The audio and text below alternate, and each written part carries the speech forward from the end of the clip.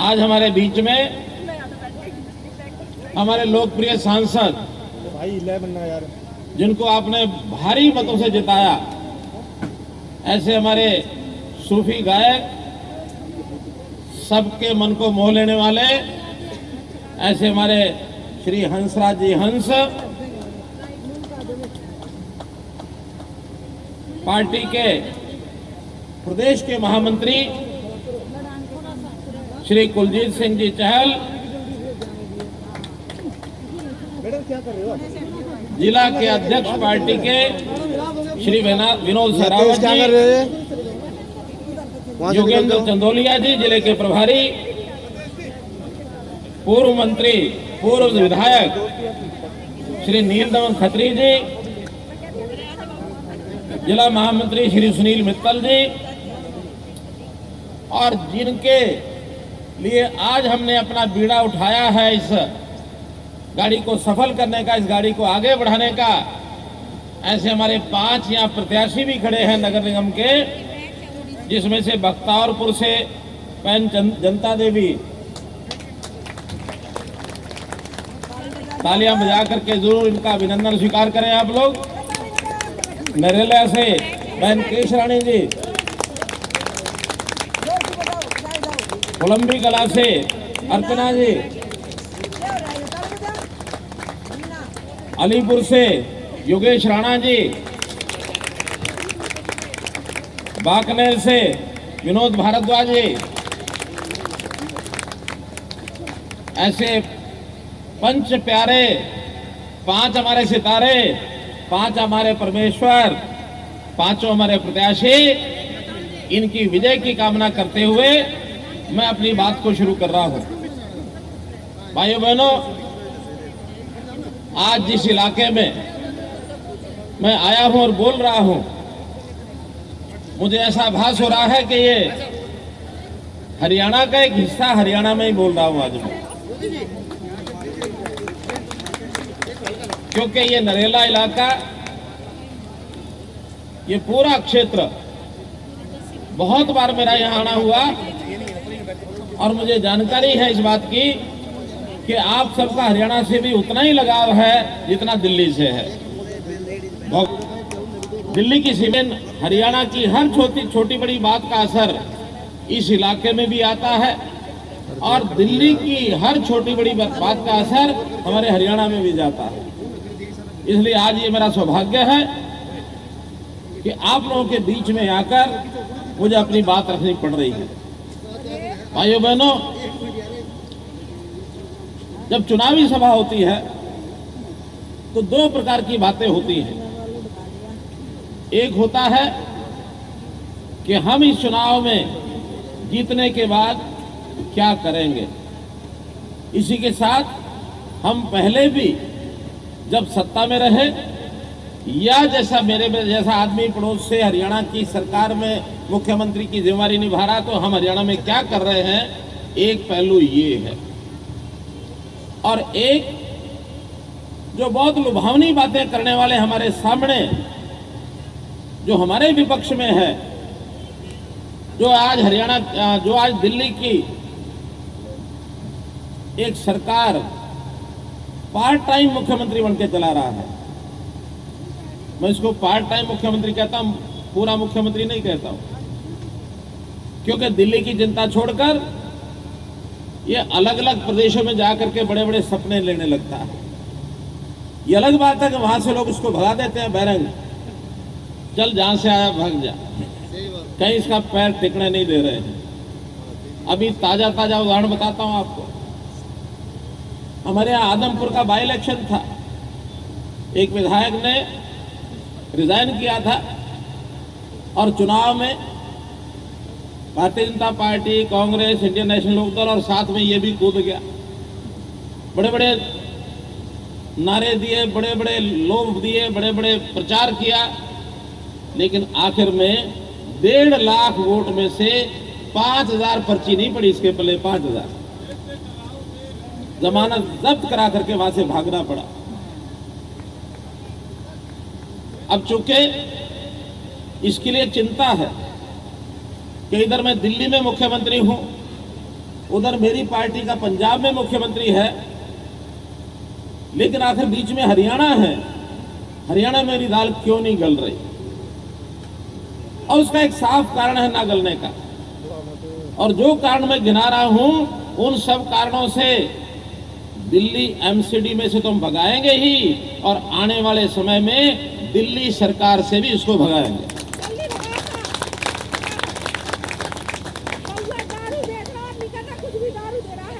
बड़ी बड़ी बातें ये करते हैं। मैं अगर उनके खिलाफ कोई बात ना करूं, केवल अपने समर्थन की बात करता हूं, कैसे हम करते हैं। हरियाणा में 8 साल पहले जो सरकारें चलती थी, उस समय जितना भ्रष्टाचार था, उस भ्रष्टाचार की लड़ाई हमने लड़ी। ये बात तो ठीक है कि अरविंद केजरीवाल ने उस समय भ्रष्टाचार के खिलाफ बात कह करके आगे आने की बात कही। अब एक धोखा जो अन्ना हजारे जी के साथ हुआ। अन्ना हजारे एक ऐसी शख्सियत थे जिनकी लोग बात मानते हैं, पहले भी मानते थे, आज भी मानते हैं। क्योंकि आपको पता नहीं अन्ना हजारे के बारे में पता है कि नहीं है। अन्ना हजारे पहले फौज में थे, और फौज में एक बार वो हवाई जहाज से ट्रेवल कर रहे थे। हवाई जहाज का एक्सीडेंट हो गया, 6 लोग जहाज में थे। जहाज क्रैश होने के बाद 5 लोगों का देहांत हो गया, उनकी डेथ हो गई, और अन्ना हजारे बच गए। अब अन्ना हजारे के मन में आया कि कोई ना कोई बात है कि भगवान ने मुझे जिंदगी दी है, और उसी दिन से उन्होंने अपने घर परिवार की चिंता न करते हुए एक प्रकार का संन्यास लेकर के, गांव है रालेगढ़ सिंधी, महाराष्ट्र में, मुंबई के पास, पुणे के पास रालेगढ़ सिंधी में उन्होंने एक आश्रम बनाया, एक मंदिर बनाया।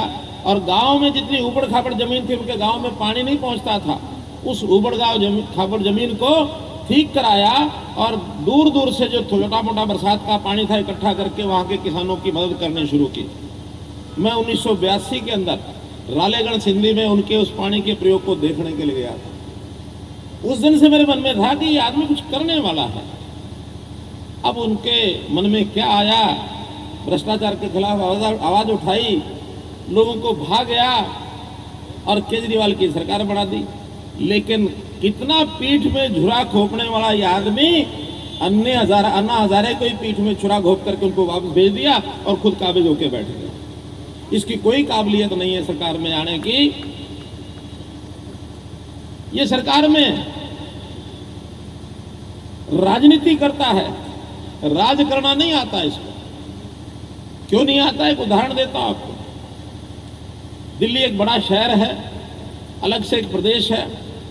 दिल्ली में पानी की कठिनाई मुझे इसलिए पता है कि मैं भी 1972 से लेकर के 1980 8 साल दिल्ली का निवासी रहा हूं। मतलब दिल्ली का निवासी शकूर बस्ती, रानी बाग से लेके पंजाबी बाग, रजौरी गार्डन, राजा गार्डन, उसके बाद द्वारका के बाद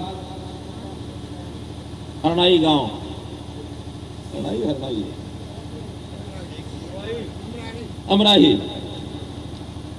अमराई गांव में मैं 1.5 साल रहा हूं।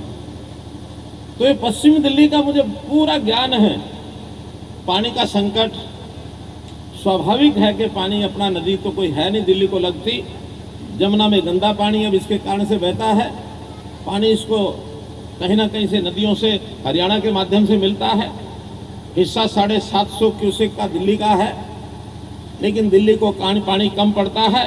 हमने कभी 50 क्यूसेक बढ़ाया, कभी 100 क्यूसेक बढ़ाया, और 750 के बजाय आज 1019 क्यूसेक पानी दे रहे हैं। यहाँ का हैदरपुर और दूसरा एक वजीराबाद, ये 2 डैम भर के रखते हैं। हमारी जिम्मेवारी है, ये हमारी जिम्मेवारी है।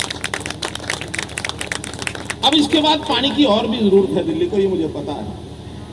जब से पंजाब की सरकार आई, मैंने स्वयं पंजाब के मुख्यमंत्री से बात की।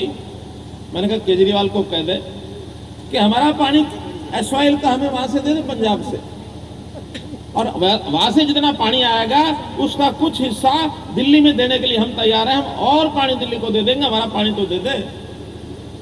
लेकिन अरविंद केजरीवाल की बुद्धि में यह बात नहीं आई कि मैं अगर एसवाइल का पानी हरियाणा को दूंगा तो हरियाणा दिल्ली को भी पानी दे देगा, ये उसकी बुद्धि में नहीं आई। उसने उस पर भी राजनीति की। उन्होंने कहा कि एसवाइल के ऊपर तो हरियाणा का अधिकार ही नहीं है। यानी मैं कहता हूं कि उसको राजनीति करनी आई, उसको राज करना नहीं आया। अगर राज करने में वो ईमानदारी से राज करता तो उसको लगता कि नहीं, किसी भी तरीके से समझाता और वहां से पानी हमको मिलता, हम दिल्ली को और पानी, आखिर जरूरत तो आज भी है। आज भी हम कोशिश कर रहे हैं, योगी जी से बात कर रहे हैं कि थोड़ा पानी आप उधर से दे दो और हम दिल्ली को पानी और दे देंगे, चाहे यूपी साइड से उधर से जमुना पार मिल जाए, चाहे इधर से मिल जाए, हम दिल्ली को पानी और भी देने के लिए तैयार हैं। अब ये है राजकाज की बात। मैं भ्रष्टाचार की जो बात कर रहा था, हमारे हरियाणा में हमने तय किया कि भ्रष्टाचार की जीरो टॉलरेंस नीति अपनाएंगे। वहां नौकरियां बिकती थी, बदलियां बिकती थी, सीएलयू बिकते थे। हमने आते ही बात कही, कोई पर्ची नहीं, कोई खर्ची नहीं, ईमानदारी से नौकरी देने का काम हरियाणा में करेंगे। और आज 8 साल हो गए, किसी का एक पैसा भी लगा हरियाणा में, क्योंकि वहां से जो नौकरी लगते हैं, आवाजें तो वहां से आती ही होंगी, खूब आती होंगी। कभी किसी का एक पैसा लगने दिया? नहीं लगने दिया। ईमानदारी से, मेरिट के ऊपर। हाँ, लोगों को हम समझाते हैं कि मेरिट में पढ़ाई करनी पड़ेगी, पढ़ाई के लिए हमने सब सुविधाएं दी हैं। और ये यहाँ बैठा बैठा बोलता रहता, मैंने पढ़ाई में ये कर दिया, पढ़ाई में वो कर दिया। मैंने एक दिन सवाल पूछ लिया, मैंने कहा अच्छा तेरे यहाँ दिल्ली में कितने स्कूल हैं? अब बोला नहीं, क्योंकि उसको पता है जवाब मिल जाएगा। दिल्ली में, दिल्ली सरकार के 1047 स्कूल हैं सिर्फ। और मालूम है हरियाणा में कितने हैं? हरियाणा सरकार 14,000 स्कूल चलाती है, 14,000। यहाँ दिल्ली सरकार की आधी पढ़ाई का जिम्मा तो एमसीडी ने रखा है। एमसीडी के 1100 से ऊपर स्कूल है। प्राइमरी स्कूल शायद सारे ही एमसीडी के हैं। तो ये पढ़ाई का क्या मांग है? खर्चा तो प्राइमरी स्कूल में भी उतना ही होता है, उससे ज्यादा होता है थोड़े से स्कूलों में। और वो भी एक आध कमरे में कहीं एक वो स्मार्ट क्लासरूम बना करके उसी को दुनिया को दिखाता फिरता है कि ये देख लो, ये देख लो। हम कहते हैं आप हमारे बोर्ड के यानी इम्तिहान उठा के देख लो, बोर्ड के रिजल्ट उठा के देख लो। हरियाणा बोर्ड, दिल्ली बोर्ड, वो कहता है दिल्ली का अपना स्टैंडर्ड, हरियाणा का अलग है। मैंने कहा सीबीएसई उठा के देख लो, सीबीएसई में भी हरियाणा के बच्चों का रिजल्ट दिल्ली के बच्चों से रिजल्ट से ज्यादा है, मित्रों ज्यादा। हमने कहा हम अपने बच्चों को 10वीं 11वीं के बच्चे हैं, उनको टैबलेट देंगे। 5 लाख टैबलेट बांटे, इन्होंने स्कीम बनाई, हम भी टैबलेट देंगे। रेट कांटेक्ट कर लिया कंपनियों से कि जाओ जाके खरीद लो, हमारे से पैसे ले लो। अब किसने खरीदना था, किसने पैसे देने थे? योजना यूं क्यों खरीद रही रह गई? कोई दिया बच्चों को इन्होंने टैबलेट? नहीं दिया। और हमने 7 लाख बच्चों को टैबलेट दिया। मित्रों, पढ़ाई भी कराने के लिए हम आगे बढ़ रहे हैं, जोर मार रहे हैं। अब अगर खेलों की बात मैं करता हूं, ग्रामीण इलाका तो यहां भी है, कह सकते हैं चलो शहरी इलाकों में खेल के लिए ज्यादा लोगों को, नौजवानों को उत्साह जोश नहीं होता। ग्रामीण इलाका तो हरियाणा का के साथ लगता है, दिल्ली का भी है। अब हमारे यहाँ इतने मेडल आते हैं, देश भर के मेडल के 40% मेडल हरियाणा के लोगों के आते हैं, तो दिल्ली के लोगों को मेडल क्यों नहीं आते? क्योंकि हमने पॉलिसी ऐसी बनाई। हम कोई खिलाड़ी ओलंपिक में गोल्ड मेडल लेके आ जाए तो आपको जानकारी है कि नहीं है बता रहा हूं, उसको 6 करोड़ रुपए इनाम मिलता है, 6 करोड़ रुपए का। और एक उसको प्लॉट देते हैं ताकि उसका रहने बसने का काम हो जाए, उसको नौकरी देते हैं। मेडल वाले बच्चों को पिछले 3 साल में, क्योंकि हमारी ये पॉलिसी अब बाद में बनी है, मेडल वालों के लिए 160 मेडल के ऐसे खिलाड़ियों को हमने बिना इम्तिहान, बिना इंटरव्यू, आओ अपना मेडल का सर्टिफिकेट ले आओ और अपना नौकरी ले जाओ। खेलों की पॉलिसी हमारी अच्छी है। तो मित्रों, अगर किसी चीज में मुकाबला करना है तो जरा खुल करके आएगा, बात करेंगे। लेकिन जहां तक बात है एमसीडी के, लगा लेते हैं। पहली बात तो मैं इसके लिए जो भी निर्णय जिसने भी किया, चाहे दिल्ली के लोगों ने इच्छा प्रकट की हो, चाहे केंद्र सरकार की इच्छा रही हो, 3 कारपोरेशन की बजाय जो 1 कारपोरेशन कर दिया है, इसका बहुत बड़ा लाभ दिल्ली के लोगों का हो जाएगा, बहुत बड़ा लाभ हो जाएगा, बहुत बड़ा लाभ। खाली तनख्वाहें, एडमिनिस्ट्रेशन 150 करोड़ रुपया तो उसमें बचने वाला है। अब ये 150 करोड़ रुपया किसी इलाके में 10-20 वार्डों में लग जाएगा तो 15-15 करोड़ रुपए के काम हो जाएंगे। तो इसलिए एक बहुत अच्छा निर्णय ये किया गया है। जहाँ तक सफाई और स्वच्छता की बात है, बहुत भयंकर मामला है दिल्ली का ये भी।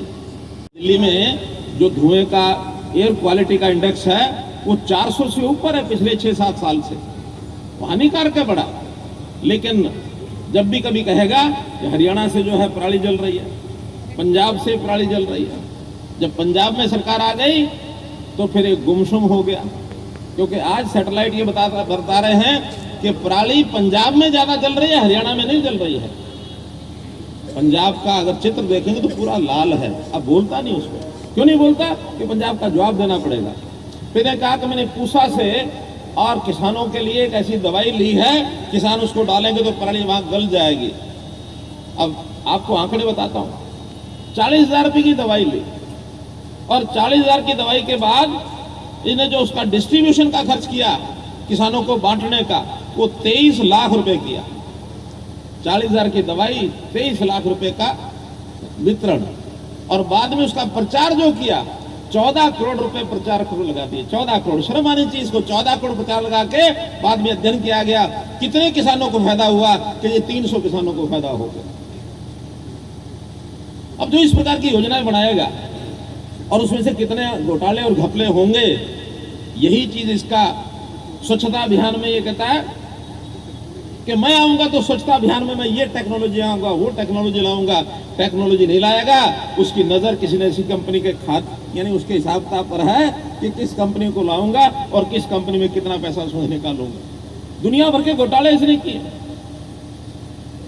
इसने क्लासरूम के घोटाले किए हैं, इसने जो मुझे बताए गए हैं। मैं हालांकि मैं बहुत ज्यादा उन और ध्यान बात करता नहीं हूं। हमेशा मैं कहता हूं पॉजिटिव सोचना चाहिए, दूसरे की निंदा करने के बजाय हम अपना काम बढ़िया करते चले जाए, हमारी लंबी लाइन हो जाएगी। लेकिन फिर भी ये एक ऐसा मौका होता है, इसमें जनता को जागरूक करना बहुत जरूरी है। इसने शराब का घोटाला, अभी ये पिछले ही साल की बात है, 10,000 करोड़ रुपए का घोटाला हुआ है। कहने लगे घोटाला हुआ नहीं है। मैं प्रमाण में एक ही बात पूछता हूं, अगर घोटाला नहीं हुआ था तो 1 साल पहले पॉलिसी बनाई, 1 साल के बाद ही बदली गई, तो क्यों बदली गई है? ये अपने आप में प्रमाण है कि 10,000 रुपए का घोटाला हुआ है। अगर तुम्हारी पॉलिसी ठीक थी तो इस पॉलिसी को बदलने की जरूरत क्या थी? हम भी पॉलिसी बनाते हैं, हमारी पिछले 8 साल से थोड़ा बहुत परिवर्तन होकर के एक पॉलिसी लगातार चल रही है और हमारा रेवेन्यू हर साल बढ़ता है, कहीं किसी प्रकार की गड़बड़ नहीं होती। और यहाँ जवाब देते फिर रहे हैं क्योंकि पैसा इकट्ठा करके हवाला के माध्यम से, वो एक मंत्री है इनके जो आजकल तिहाड़ जेल में,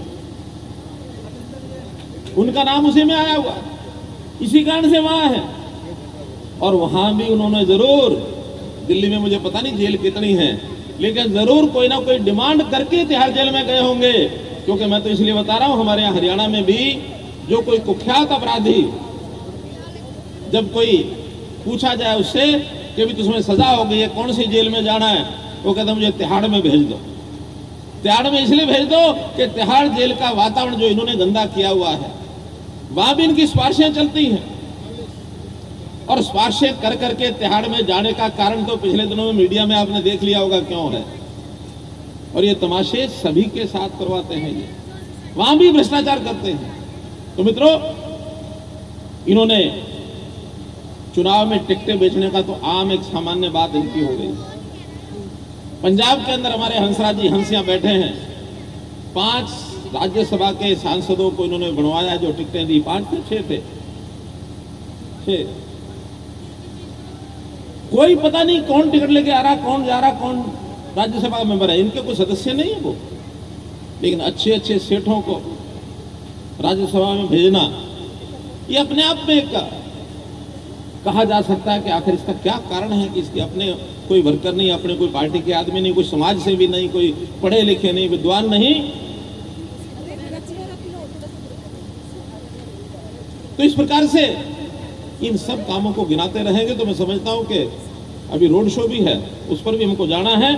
मेरा तो यही कहना है कि हरियाणा में आप लोगों को जो वहां से एक वातावरण बन के आता है उसका विचार करो।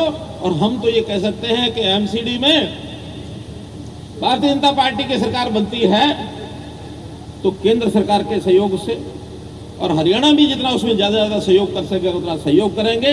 और आने वाले कितने साल हैं बाकी इनके, 1 या 2 साल,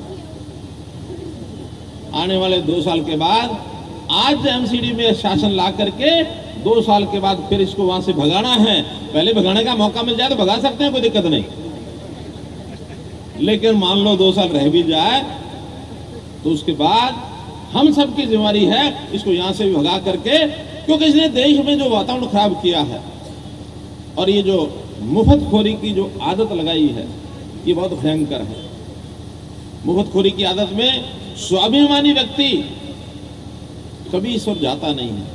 वो कहता है मेरे 10 हाथ नहीं, 10 उंगलियां हैं, 10 नाखून है, इसके नाखूनों की कमाई खा करके मैं कमा करके तब खाऊंगा, ये उसका स्वाभिमान होता है। मुफ्त में जो गरीब है उस गरीब की सहायता मदद सरकारों को करनी चाहिए, जितनी जरूरत है उतनी ही करनी चाहिए। उससे आगे अगर लालच खड़े कर देंगे तो समाज की दिशा बदल जाएगी, हम सिस्टम को सेट कर ही नहीं सकते। आखिर हम भी आयुष्मान भारत की योजना चलाई प्रधानमंत्री जी ने कि हर गरीब परिवार को 5 लाख रुपए की सहायता मिलेगी। बीपीएल, अब यहां पता नहीं बीपीएल के कितने परिवार हैं कितने नहीं हैं, लेकिन हमें हरियाणा में 15.5 लाख उस बीपीएल में जो पहले एक कोई सूची बनी होगी उसमें आए थे। हमने हिसाब लगाया कि नहीं, इस बीपीएल का लेवल थोड़ा सा ऊपर करना चाहिए। पहले 1,20,000 रुपया प्रति परिवार, यानी जो 10,000 रुपया महीने का कमाता है वही बीपीएल से आता था, नीचे आता था। हमने उसको 10 की बजाय 15,000 अर्थात 1,80,000 साल का करके और वो संख्या 15 लाख वाली अब 28 लाख संख्या कर दी है, और हम 28 लाख को सबको आयुष्मान का कार्ड देने जा रहे हैं। अभी कल सुबह मैं लॉन्च कर रहा हूँ इस योजना को। आने वाले 1 महीने में सब 28 लाख परिवारों को कार्ड मिल जाएंगे जो अस्पताल में अपना इलाज 5 लाख रुपए का करा सकता है। मकानों की बात, प्रधानमंत्री आवास योजना 3 करोड़ मकान दिए गए हैं, लेकिन ये विपक्ष की सरकारें, इनको डर लगने लगा कि अगर ये मकानों का फायदा गरीबों को हम दिलवा देंगे तो फिर हमारी राजनीति चली जाएगा, और अपनी एक योजना बना दी, क्या, मुख्यमंत्री आवास योजना। अरे भी प्रधानमंत्री आवास योजना या मुख्यमंत्री आवास योजना नाम बदलने से क्या हो जाएगा? जब तुम मुख्यमंत्री नहीं रहोगे तो फिर ये योजना भी किसी और को मिलेगी, कोई किसी के नाम से थोड़ा ही है। अब ये कोई राजीव गांधी आवास योजना नहीं है, ये प्रधानमंत्री आवास योजना है। तो जो प्रधानमंत्री होगा उसका लाभ लेना चाहिए, लोगों को, गरीबों को फायदा करना चाहिए। लेकिन इन्होंने मुख्यमंत्री आवास योजना बना करके किसी को भी एक मकान नहीं दिया, एक भी नहीं दिया, बल्कि अब उसी प्रधानमंत्री आवास योजना में से अब 10 लाख मकान अभी देने की बात हमारे प्रधानमंत्री जी ने कही है। और अभी कालका जी में तो इस बार बना करके अलॉटमेंट भी हो गई है, गोविंदपुरी में हुई है ना। और इसी साल के अंदर 1 लाख मकान उस योजना के अंदर गरीब परिवारों को मिलेंगे। तो व्यक्ति को क्या चाहिए? उसको शिक्षा चाहिए, स्वास्थ्य चाहिए, स्वाभिमान चाहिए, रोजगार चाहिए, स्वावलंबी होना चाहिए। तो ये सारी योजनाएं आगे बढ़ेंगी तो भारतीय जनता पार्टी की सरकार, जिसका अपना व्यक्तिगत कोई एजेंडा नहीं है और इनके पास सिवाय धन बटोरने के, पैसा इकट्ठा करने के और कोई विषय नहीं है, तो मैं तो इसी समय पर आज इतना ही कहूंगा कि हम लोग आने वाले 4 तारीख को हमारे जो प्रत्याशी भारतीय जनता पार्टी के कमल के निशान पर खड़े हैं, अपना बैलेट पेपर तो नहीं है, अपनी मशीन है, इलेक्ट्रिक वोटिंग मशीन।